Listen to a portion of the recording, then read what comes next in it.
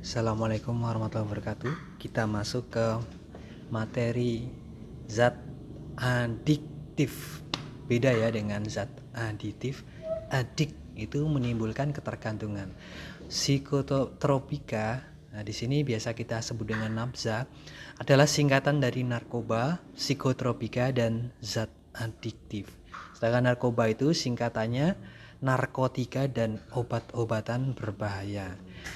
Di sini sebenarnya di Indonesia sudah diatur di dalam Undang-Undang RI nomor 22 tahun 97. Narkoba jenis narkotika dibagi menjadi 3 golongan. Golongan 1, golongan 2, dan golongan 3. Golongan 1 ini berpotensi sangat kuat menimbulkan ketergantungan.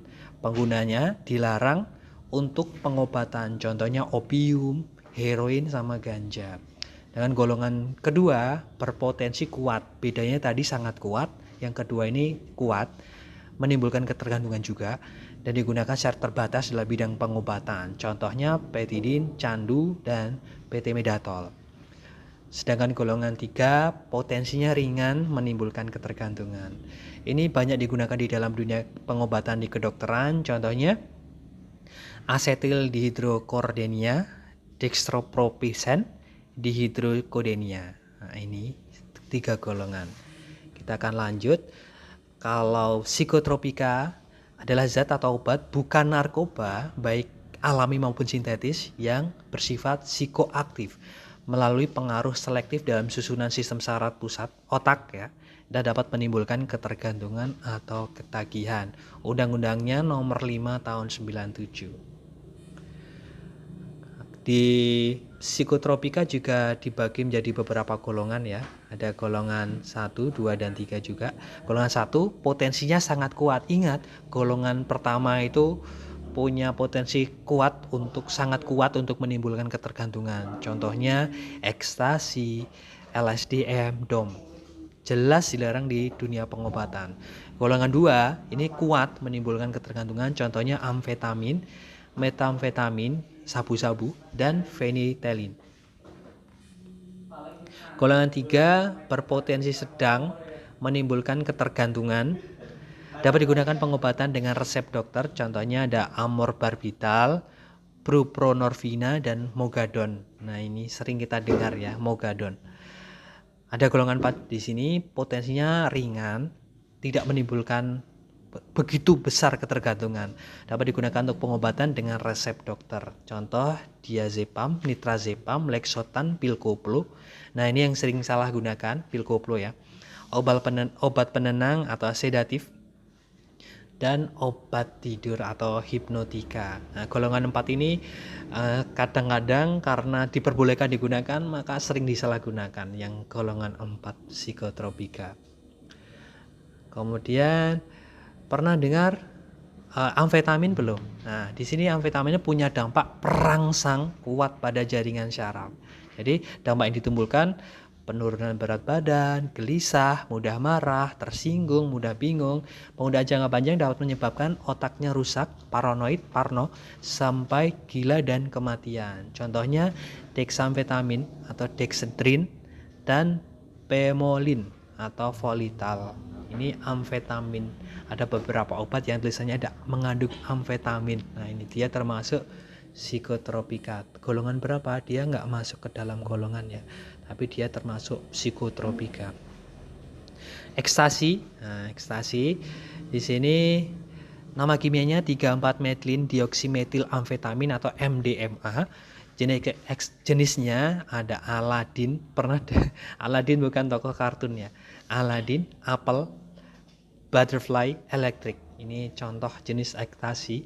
Nama populernya ekstasi itu E atau XTC, Dose, New Yorkers, INF, E, kancing, Essence. Nah, pengaruh langsungnya itu fly, mudah tersinggung, cemas, energik, matanya sayu gitu, kayak ngantuk gitu, susah tidur dan berkeringat. Pengaruh jangka panjangnya ada kerusakan sel saraf otaknya, dehidrasi atau seperti cairan kurang di tubuh ya, halusinasi, kurang gizi, ketergantungan, dan gejala putus asa serta agresif. Agresif itu tidak bisa ditebak, tiba-tiba marah, dan lain sebagainya. Kemudian kita lihat sabu-sabu. Nah, sabu-sabu bukan sarapan bubur ya. Nama kimianya metamfetamin, bentuknya kristal seperti gula pasir atau vetsin, plek mirip itu ya. Jenis sabu-sabu kristal, coconut, gold river, dikenal dengan sebutan ice, kristal, ubas, mecin, glass, Europan, kuat. Nah itu nama terkenalnya. Kadang ya beli mecin ya. Nah padahal sabu-sabu.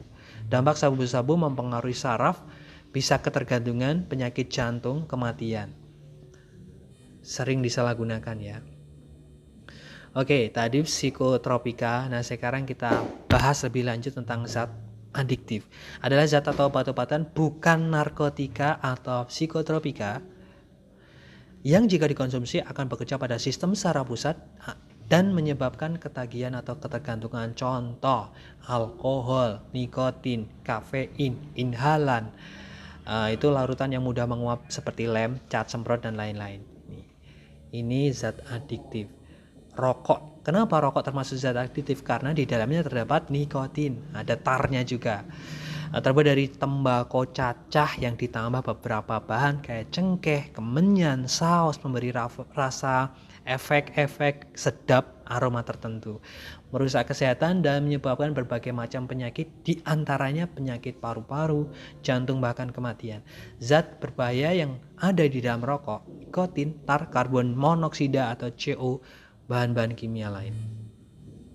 Rokok ini termasuk berbahaya. Kenapa? Tadi ya sudah disebutkan, nikotinnya ini adalah zat utamanya beracun, mudah diserap kulit, warnanya kuning agak pucat, jadi coklat kalau kena cahaya. Nah ini punya fungsi sebagai stimulan mempercepat kegiatan otak, jadi lebih adiktif daripada heroin. Tar, tembakau, penyebab utamanya kanker paru-paru, penyebab penyakit tenggorokan. Nah itu. Kemudian ada juga karbon monoksida atau CO, ini bisa meracuni transportasi darah ya. Merokok dan menghasilkan gas, pasti ya, merokok itu akan menghasilkan CO, gas yang sangat beracun dan berbahaya. Dia bereaksi dengan hemoglobin di dalam darah. Kita lihat seperti ini, hemoglobin dengan O2 dan CO, Hb ketemu plus O2 menghasilkan HbO2, Hb plus CO menjadi HbCO. Terjadi reaksi di dalam darah kita. Ada juga bahan kimia lain di dalam rokok, ada lebih dari 4.000 zat yang dapat ditemukan dalam asap rokok. Sebagian beracun, diantaranya dapat menyebabkan kanker. Contoh ada asetonnya, amonianya, ada hidrogen sulfidanya. Jadi rokok ini sangat-sangat beracun ya, sangat-sangat beracun karena banyak kandungan gas dan zat berbahaya di dalamnya. Ada bedanya antara perokok aktif sama perokok pasif. Kita lihat, perokok aktif itu yang merokok langsung, pasif adalah orang yang terkena dampak dari rokok. Perokok pasif yang tinggal bersama perokok aktif memiliki kecenderungan lebih besar untuk terkena penyakit pernapasan, karena jelas dia tidak terbiasa dengan zat-zat itu, tiba-tiba terpapar, sehingga dia otomatis akan lebih beresiko ya. Akibat yang ditimbulkan merokok, kita lihat pengaruh langsung setelah merokok, peningkatan denyut jantung, berkeringat lebih banyak, nafasnya bau rokok, mual dan ingin muntah, pusing, air liur, tenggorokan gatal, pakaian bau asap tembakau. Pengaruh pada sistem pernapasan jelas bronkitis, ada kanker paru-paru karena ada tarnya, berdahak, susah bernapas, radang saluran pernapasan. Pengaruh pada sistem jantung, pada pembuluh darah, tekanan darahnya tinggi, serangan jantung, penyempitan pembuluh darah. Bahayanya rokok, hati-hati. Pengaruh pada sistem pencernaan, ada sakit lambung sama usus terbuka. Pengaruh pada sistem reproduksi, ibu hamil yang merokok dapat menyebabkan fungsi paru-parunya sempit pada pernapasan bayi. Keguguran pada kehamilan, bayi yang dilahirkan punya berat badan tidak normal, pertumbuhan terhambat. Sedangkan pada saraf, pembuluh darahnya menyempit sehingga menyebabkan stroke. Nah itu, hati-hati dengan rokok. Minuman keras juga termasuk zat adiktif. Di sini ada 3 golongan, golongan A, B, dan C. Yang A itu kadar alkoholnya 1-5%, contohnya bir. Yang B 5-20%, contohnya anggur atau wine. Nah, yang C ini besar, kadarnya 20-45%, contohnya arak, whisky sama vodka. Hati-hati dengan minuman keras. Nama senyawanya yang pada minuman keras ini ada alkohol, rumus kimianya C2H5OH atau etil alkohol. Ada cairan berupa cairan bening yang tidak berwarna, beraroma khas, mudah menguap. Dapat diperoleh dari fermentasi. Fermentasi dari apa? Madu, gula, sari buah, contohnya anggur ya, atau umbi-umbian. Umbi-umbian contohnya katela, pokoknya yang mengandung karbohidrat. Hasil peragian itu berupa kadar alkohol sampai 15%, bahkan sampai dengan 100%. Alkohol dapat menekan aktivitas otak bagian atas, menghilangkan kesadaran. Dampak pemakaian jangka panjang, dia bisa menginduksi dan meningkatkan metabolisme obat-obatan, mengurangi vitamin A dalam hati, meningkatkan aktivitas racun, aktivitas zat karsinogenik penyebab penyakit kanker, menghambat pertumbuhan pembentukan protein, gangguan fungsi hati, dan termasuk zat adiktif menyebabkan ketagihan. Oke, kemudian dampaknya secara langsung mengonsumsi alkohol, kita lihat keseimbangan tubuh berkurang, pusing, merasa gembira, kulitnya merah, perasaannya tumpul dalam dosis tinggi menyebabkan mabuk, tindakan tidak terkontrol, dan kendali diri berkurang. Pengaruh pada sistem pernapasan berupa denyut jantung dan pernafasan lambat. Pada pencernaan, selera makan hilang, kurang vitamin, peradangan hati, kanker mulut, kerongkongan lambung, dan radang lambung. Sedangkan pada sistem jantung, pembengkakan jantung, kegagalan fungsi jantung. Pada reproduksi, ibu hamil, cacat bayi, abortus, bahkan kelahiran prematur. Dan pada pria menyebabkan impotensi. Pada sistem saraf, menghambat fungsi otak, mengontrol pernafasan dan jantung sehingga menimbulkan kematian. Serem. Ya, itu gara-gara minuman keras. Caranya gimana untuk menghindari itu? Caranya pertama kita harus cegah, pencegahan atau preventif. Yang pertama meningkatkan iman dan takwa kepada Tuhan. Jelas dilarang oleh Allah Subhanahu wa taala di dalam Al-Qur'an ya, jauhilah yang menyebabkan lupa terhadap Allah ya. Banyak sekali ayat terdapat di dalam Al-Qur'an. Meningkatkan keharmonisan dalam keluarga harus kita tingkatkan, biar apa? Saling mengingatkan. Memperbanyak kegiatan bermanfaat biar lupa kalau tidak bersinggungan lagi dengan minuman keras gitu. Memilih pergaulan dengan teman yang baik dan tidak mudah terpengaruh bujukan orang lain. Kalau kuratif atau penyembuhan, pertama dengan terapi. Terapi ini dilakukan biasanya pada orang yang sudah overdosis atau sakau. Dilakukan dengan resusitasi jantung atau CPR namanya. CPR itu cardiopulmonary resuscitation, membuka kembali jalan nafas yang menyempit atau tertutup. Itu tentunya dengan operasi dan dengan terapi ya.